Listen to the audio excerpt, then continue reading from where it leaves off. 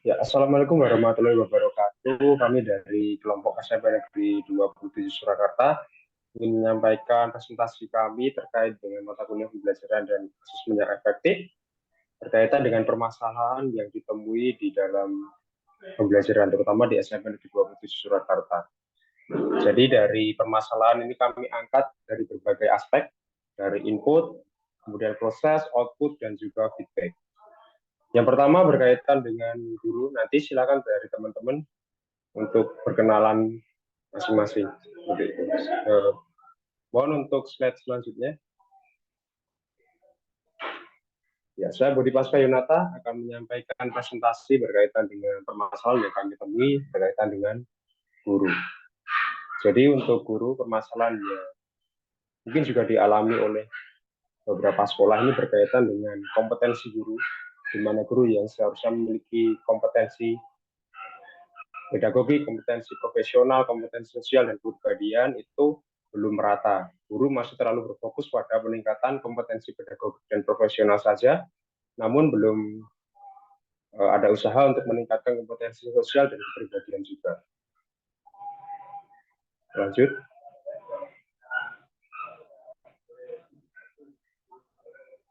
Baik, selanjutnya akan dipresentasikan oleh saya. Perkenalkan, saya Dwi Ariyanti. Di sini akan menyampaikan permasalahan yang dihadapi oleh peserta didik di SMP Negeri 27 Surakarta. Yang pertama adalah terkait dengan zonasi. Zonasi yang diterapkan di SMP Negeri 27 Surakarta ini mempengaruhi motivasi belajar peserta didik, di mana motivasinya itu menurun. Banyak peserta didik yang berusaha untuk mendapatkan nilai yang tinggi, tetapi karena adanya zonasi dan seleksi masuk sekolah ke jenjang yang lebih tinggi ditentukan oleh jarak, daya saing menurun dan peserta didik itu tidak memiliki motivasi untuk belajar. Nilai yang sudah mereka peroleh, mereka usahakan untuk masuk ke sekolah yang mereka inginkan, itu tidak bisa dicapai karena harus masuk ke sekolah yang ada di paling jaraknya paling dekat dengan rumahnya atau secara zonasi. Kemudian yang kedua adalah pembelajarannya kurang bermakna, di mana peserta didik itu hanya berangkat ke sekolah itu untuk memenuhi kewajibannya saja. Mereka berangkat, kemudian ya sekolah, belajar, mengerjakan tugas, sudah setelah itu pulang, kembali lagi berangkat sekolah lagi. Jadi belum memaknai tujuan mereka untuk berangkat ke sekolah itu untuk apa. Dan yang ketiga adalah minat belajar. Peserta didik itu terbiasa pembelajaran secara daring sebelum sebelum masuk secara offline ini. Karena siswa kelas 7, 8, dan 9 ini sebelumnya melakukan pembelajaran secara daring, tidak diawasi oleh guru, hanya diawasi oleh orang tua, itu pun kalau orang tua mengawasi. Sehingga minat belajarnya itu kurang. Di dalam kelas berdasarkan observasi itu, mereka kurang menghargai ketika teman-teman berpresentasi, kemudian kurang menghargai guru ketika menyampaikan materi, seperti itu. Dan berhubungan juga dengan karakternya juga semakin menurun. Terima kasih. Selanjutnya dilanjutkan oleh Mbak Nur, silakan.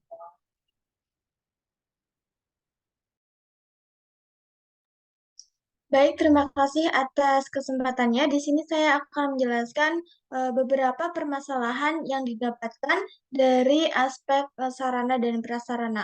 Yang pertama adalah adanya fasilitas laboratorium komputer yang belum dimanfaatkan secara maksimal dalam pembelajaran, di mana lab komputer ini biasanya hanya digunakan untuk mapel-mapel tertentu, contohnya seperti mapel TIK. Tetapi seharusnya laboratorium komputer dapat dimaksimalkan lebih dengan diintegrasikan dengan berbagai macam mata pelajaran. Hal ini dikarenakan pembelajaran yang efektif seperti yang diketahui, yang baik adalah sesuai dengan perkembangan peserta didik, di mana perkembangan peserta didik sekarang ini sudah mengikuti perkembangan zaman, mengikuti perkembangan teknologi, sehingga penggunaan teknologi seharusnya diintegrasikan di dalam pembelajaran. Meskipun peserta didik tidak diperkenankan membawa HP, bukan berarti menjadi sebuah batasan bahwa peserta didik tidak dapat menggunakan teknologi di sekolah. Kemudian, sekolah memiliki kebun yang belum dimanfaatkan secara maksimal dalam pembelajaran. Nah, hal ini dapat dimaksimalkan lebih lanjut dan diintegrasikan dalam pembelajaran seperti pembelajaran IPA, prakarya, dan lain-lain. Kemudian, fasilitas yang diberikan oleh pemerintah seperti dan rumah belajar dan perpustakaan online, e-book seperti itu belum digunakan secara maksimal sebagai sumber belajar atau sumber belajarnya itu masih terpaku menggunakan buku paket. Nah, seharusnya peserta didik dapat mengakses lebih luas menggunakan internet. Kemudian bangunan yang tidak terlalu besar karena gedung SMP Negeri 27 Surakarta merupakan bangunan bekas instansi lain, maka sebenarnya kurang ideal digunakan sebagai sekolah. Oleh karena itu, beberapa kelas itu sangat berdekat, hampir semua kelas itu sangat berdekatan, sehingga menimbulkan suara yang lebih bising daripada sekolah biasanya. Hal ini tentu saja dapat mengganggu proses pembelajaran. Baik, terima kasih. Selanjutnya,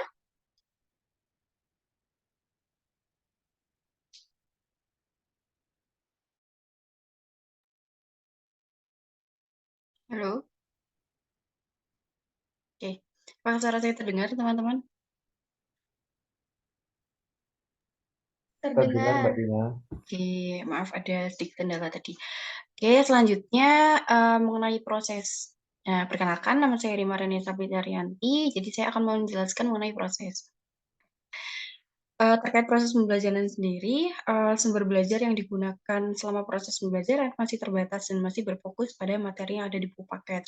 Padahal kan kita tahu bahwa materi atau sumber belajar yang disediakan oleh sekolah juga banyak ya, seperti mungkin e-book atau rumah belajar. Sebenarnya memang didik tidak diperbolehkan untuk membawa handphone, akan tetapi guru bisa mengarahkan peserta didik untuk membukanya di rumah seperti itu. Lalu yang kedua, belum ada inovasi dengan penggunaan media pembelajaran. Jadi di dalam proses pembelajaran sendiri, guru masih lebih sering menggunakan slide dan belum menggunakan media yang lainnya seperti itu. Lanjut, slide selanjutnya. Oke, terkait dengan proses yang selanjutnya adalah mengenai asesmen. Nah, asesmen yang digunakan guru dalam pembelajaran ini belum lengkap. Di antaranya banyak sekali poinnya ya. Yang pertama adalah belum terdapat instrumen pada kisi-kisi soal. Yang kedua, indikator soal belum sesuai dengan kompetensi dasar. Yang ketiga, penilaian terhadap LKPD masih belum sesuai dengan rubrik penilaian, penerapan penilaian keterampilan di dalam kelas masih belum maksimal, selanjutnya belum ada self-assessment atau penilaian diri dan penilaian antar teman, didik belum memahami aspek sikap yang akan dinilai oleh guru, lalu soal untuk mengukur kemampuan kognitif peserta didik belum diuji validitas dan reliabilitasnya. Yang terakhir adalah asesmen sumatif, tidak dibuat oleh sekolah, melainkan diberikan oleh MGMP kepada sekolah, sehingga belum dapat diketahui apakah asesmen tersebut sudah diuji kelayakannya atau belum. Sekian dari saya, selanjutnya akan dilanjutkan oleh rekan saya. Baik, saya akan melanjutkan. Perkenalkan, saya Su'ab Fani. Saya akan melanjutkan bagian output. Bagian output di sini permasalahannya yaitu sekolah menggunakan kurikulum 2012. Jadi sekolah itu hanya fokus pada penyampaian konten materi pada peserta didik. Jadi guru itu hanya fokus pada penyampaian konten materi pada peserta didik, tidak berfokus pada penilaian dan tujuan pembelajaran yang ingin dicapai. Jadi kebanyakan guru itu cuma menjelaskan materi-materi untuk menguyak atau mengejar materi yang akan diajarkan, tidak fokus pada penilaian dan tujuan pembelajaran yang dicapai sesuai dengan tingkat capaian peserta didik. Padahal kita tahu bahwa setiap peserta didik itu mempunyai kemampuan dan kelas berbeda-beda, sehingga guru itu harus berfokus pada kelas tersebut, sehingga penilaian dan tujuan pembelajaran juga disesuaikan, sehingga peserta didik dapat mendapatkan pengalaman belajar, pengetahuan yang baru sesuai dengan karakter yang dimiliki. Nah, yang terakhir itu terkait dengan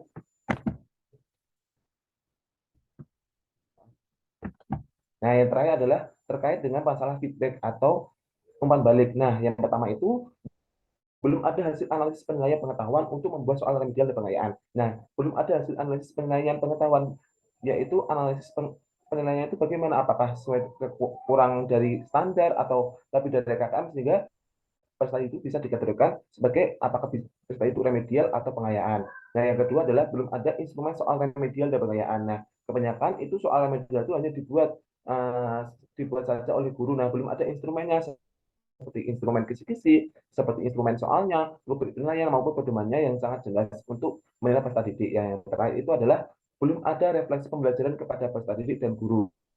Jadi feedback setelah mengikuti pembelajaran kepada peserta didik itu belum ada, dan baik dari gurunya setelah mengikuti pembelajaran itu juga belum ada. Nah, mungkin ini bisa dikasih feedback biar ada evaluasi dan saran untuk pembelajaran selanjutnya sehingga peserta didik dan guru itu bisa meningkatkan atau antusias lagi dalam mengikuti pembelajaran di kelas ataupun di sekolah.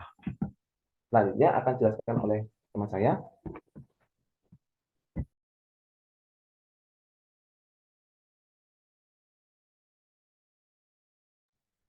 Oke, berikut tadi adalah berbagai permasalahan yang telah dipresentasikan oleh kelompok SMP 27.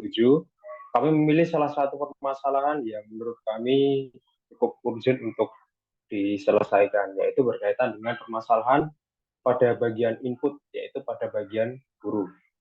Nah, guru, seperti yang saya jelaskan di awal tadi, perlu memiliki 4 kompetensi yang lengkap dan benar-benar harus diterapkan secara nyata di dalam lingkungan kependidikan.